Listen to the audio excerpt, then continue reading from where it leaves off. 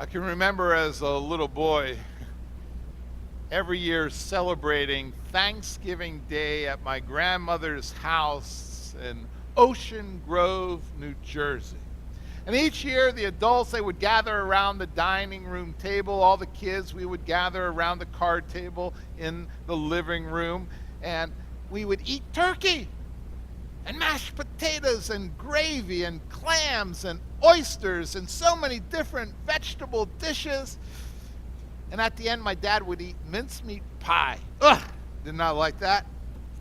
I like pumpkin pie with lots of whipped cream. But Thanksgiving was a time to see my grandmother and to see my aunt and my uncle and my cousin. I mean, what wonderful memories I have. And I hope that as you think back over the Thanksgivings that you've celebrated over the years, that you can say similar things about those Thanksgiving Day celebrations. I think of a woman by the name of Joan. Joan, she sat on the sofa reflecting on her Thanksgiving Day holiday that she and her children had just enjoyed. Her children and their spouses seemed to enjoy the meal so much, the meal that she had prepared. Of course, she had some help. She looked back on that Thanksgiving Day and she couldn't have been happier because everyone helped in the kitchen and they did it with joy in their heart. Most of all, she delighted, however, in having all of her family at the Thanksgiving dinner table one more time. And even though her grandchildren seemed to be a little fidgety at moments, she was grateful that they sat at the table with their parents and, of course, their grandmother. Thanksgiving, however, for the past several years, she had missed her husband the most. He had died a few years ago. He always looked forward to Thanksgiving Day, and he always planned family things to do all day long so that they could make memories. Make memories. I mean, he took seriously every opportunity to create a memorable moment. But as Joan thought about it, sitting there on her sofa, what her husband never realized was that being with him was memorable enough for Joan and for the children. She held back a tear or two as she thought about how he still existed in the memories of all those people that had gathered around her Thanksgiving Day table. As the day drifted along, Joan noticed something that bothered her, and as she had observed her family. Before the meal, everyone gathered in the living room, and yes, one by one, each drifted into the kitchen asking how he or she could help with the preparation of the meal. However, if they weren't in the kitchen helping her, they were spending most of their time watching a football game in the living room, staring at their phones, playing computer games, or just talking with each other. And after everyone had finished eating that gorgeous feast, they returned to the same set of activities. Now, the day before Thanksgiving, Joan had gone through her normal routine, which was to wake up and to brew a pot of coffee, pour herself a glass, and then sit down at the kitchen table with her morning newspaper. And as she sipped her coffee, she noticed an article in the paper about Thanksgiving. Now, she had read articles like it before. I mean, come on, almost every Thanksgiving edition of the newspaper has a story in it about how the holiday was born. In this article, she read about a historic presidential decree that called on Americans to set aside a day to offer sincere and humble thanks to God. The detail in the article about thanking God caught Joan's attention. And as she reflected on what she had read, she observed how her family was spending Thanksgiving doing everything but thanking God for his goodness and grace. While they enjoyed what Thanksgiving offered them as a family, they seemed to have forgotten the reason for the holiday. We think back to what I read moments ago from Deuteronomy 8, and Moses looked with concern on the people of Israel as they prepared to make their way into the promised land. He knew them well. He God hung out with him intimately for 40 years. And he'd come to understand how the people of Israel, they could rise to the occasion and they could serve God with all their energy.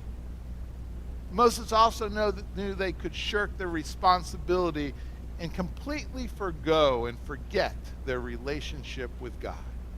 As they ventured into the land that God would give them, they needed to be reminded of the conduct that God expected of them.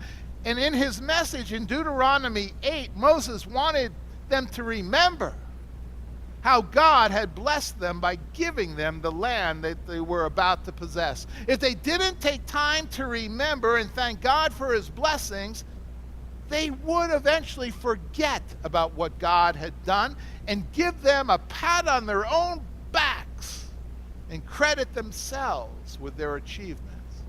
In his message, he followed this simple line of thought. If God's people remembered him, they would bless him, and they would reap the reward that came with expressing their gratitude. However, if they forgot about God, they would suffer the consequences that would always accompany people who are completely ungrateful. Moses' message to God's people then, I think, helps us today as we focus our attention on this upcoming Thanksgiving holiday.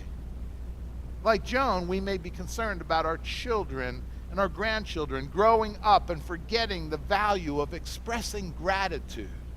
We worry about the outcome of an ungrateful family, an ungrateful community, an ungrateful nation. Like Moses, we can see how gratitude can be nurtured, but in contrast also how it can be overlooked.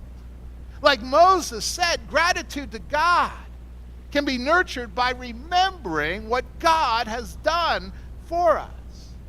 In Moses' day, the people of Israel faced a glorious opportunity as they stood at the border of the land that God would give to them. And when they made the promised land their home, they would enjoy lots of good benefits.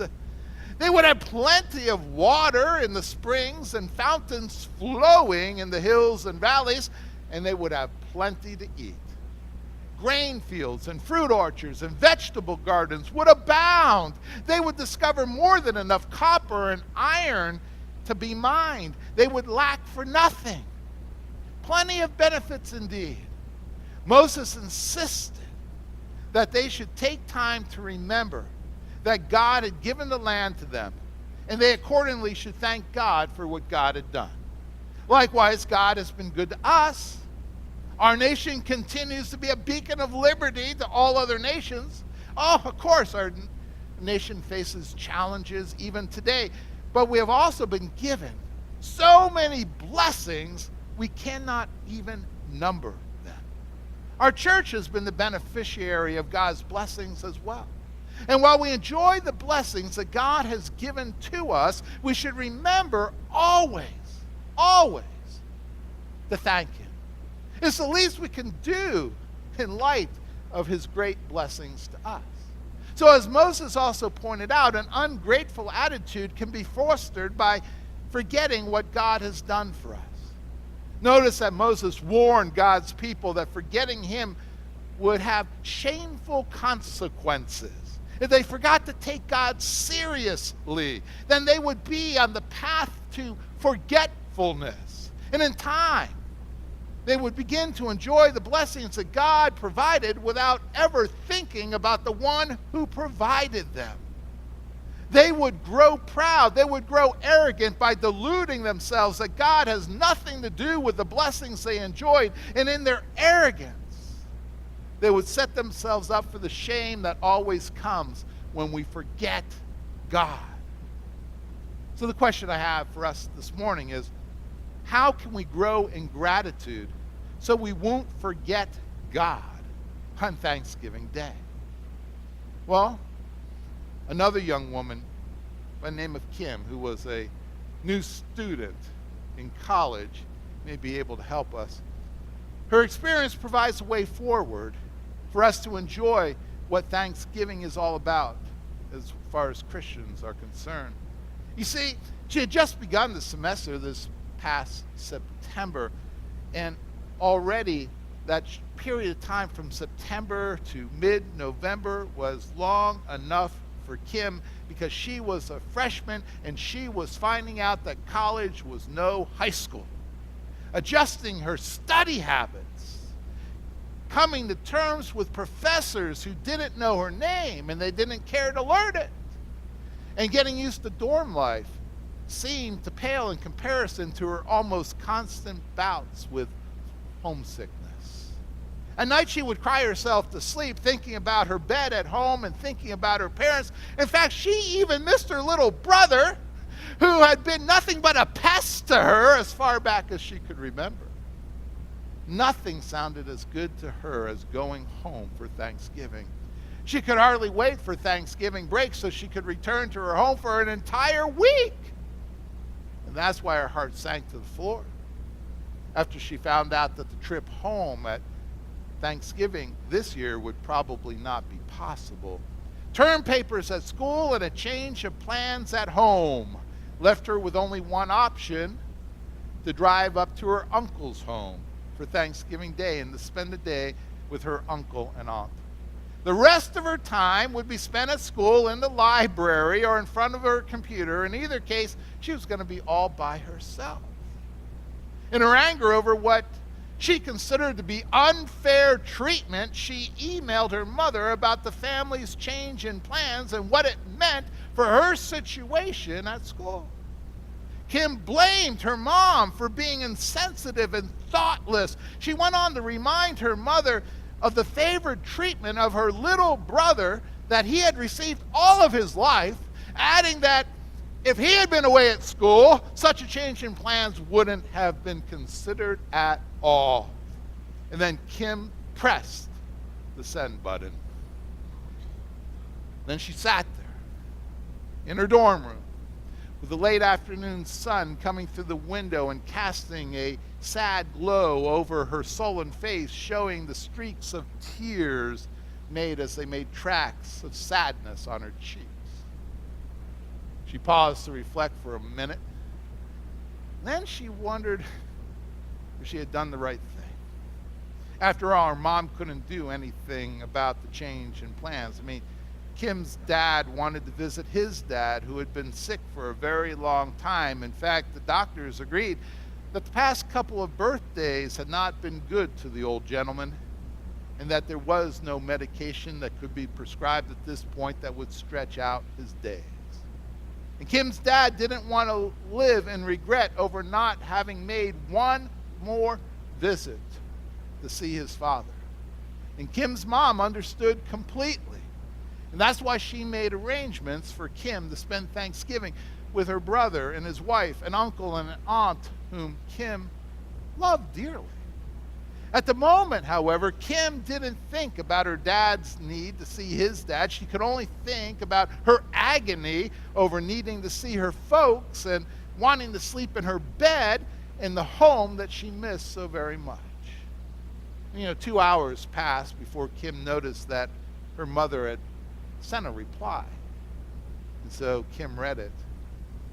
It said, "Sweet Kim, I knew that not being home at Thanksgiving would break your heart, and I understand why you're mad at me. But keep in mind that Thanksgiving is about being grateful for what you have, not angry about what you don't have. Try to understand that your dad needs to say goodbye to his dad. Enjoy being with your uncle and with your aunt. They look forward to seeing you. And remember what Thanksgiving Day is all about." So Kim, she went to her uncle's home for Thanksgiving. She did it dutifully, not joyfully. The night before Thanksgiving, her uncle invited Kim to join the rest of the family in worship at church. Kim reluctantly agreed. I mean, what else did she have to do? But she didn't really anticipate anything good would come from the worship experience.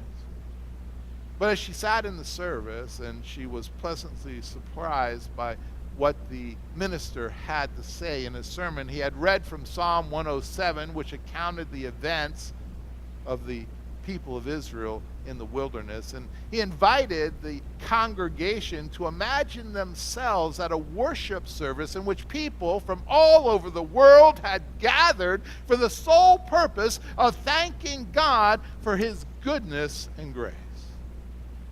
At this point this morning, I would ask you to consider yourself also invited to join Kim and her uncle and aunt and family, and to participate in that worship service too in your mind's eye. Yes, imagine people coming from everywhere to thank God for what God had done in their lives.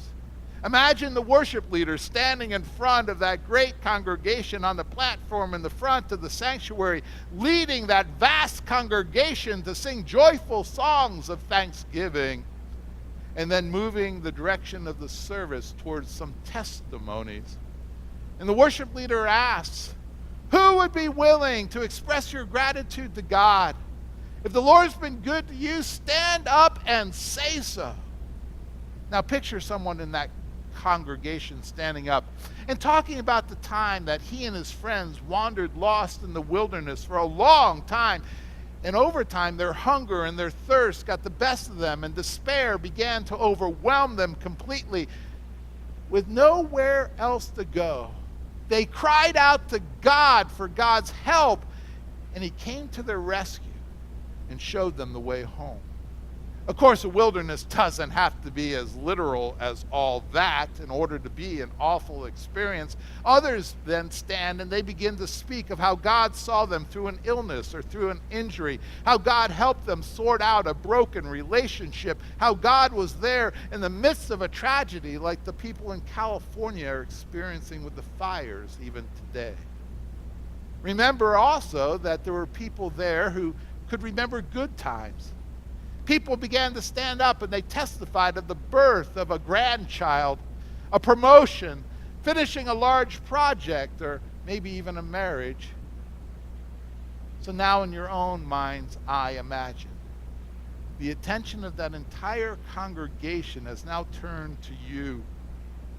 It's your turn to stand up. It's your turn to testify about God's grace to you and Jesus Christ. If God has reached into your life and made an eternal difference, then express your gratitude to him.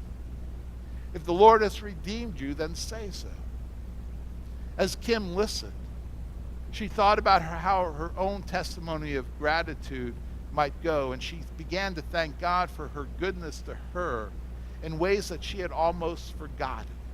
She thanked him for this unlikely blessing that came from a botched Thanksgiving calendar. Otherwise, she may have forgotten the reason of Thanksgiving Day.